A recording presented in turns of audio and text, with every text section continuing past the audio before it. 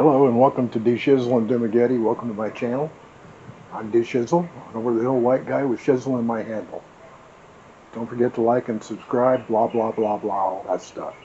Now the reason I'm making this video is to tell you about the part of the SRRV process, which may be similar in some ways to the 13A process.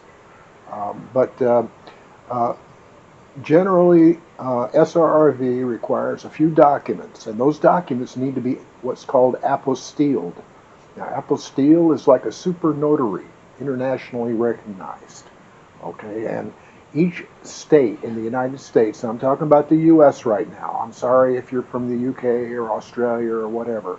That's something you're going to have to figure out there. I don't know anything about it. But in the U.S., every state's Department of State is capable of apostilling a document. Now, what you have to do for these documents is you have to get it notarized. Now, how do you notarize an already existing document? Okay, one that you didn't author. What you do is you make a separate sheet of paper. You should type it out and print it out on your computer, or you can go to the library and have it done. What you do on that sheet of paper, it says, I certify, your name here, okay, your full passport name, first, middle, and last.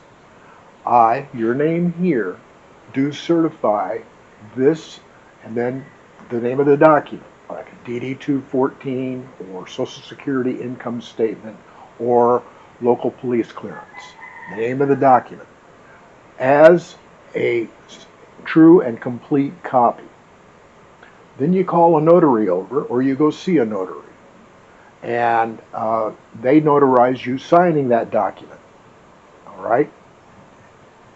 Now, what you do with those two, the first document and the one you just had notarized, you put those together, and you send those to your state's Secretary of State. Now, you can go on the website for your Secretary of State. I was in Florida, so I used the Florida Secretary of State. You go onto that website, search for apostille, and there will be a process. You probably will fill out a little form, and you'll come up with a check, or probably a check, for $10, $20, however much per document, okay, and a return envelope, fully addressed and stamped. Okay. Now, what I did is I went to the post office and I got return receipt requested, and, all that stuff you want when you want to make sure a document gets there and it got there. Okay. Then you send off those documents. You send off the main document and the notarized certification that it is an official document. Okay. You send that with the form that they will have you fill out, and a check for the amount that's due for the service. And then in a few weeks, you'll get back your apostilled document. All right. Now, I hope that will work for you. There are other ways of getting stuff apostilled, but I tell you, I'm not confident in those because they may not be completely legitimate. So this is the one that I know works. I already have my SRRV. This is what I did, so this is what you can do, and it will work. Once you have those documents in your hand, then you can go, when you travel to the Philippines, and you apply with the PRA for your SRRV. PRA is Philippine Retirement Authority.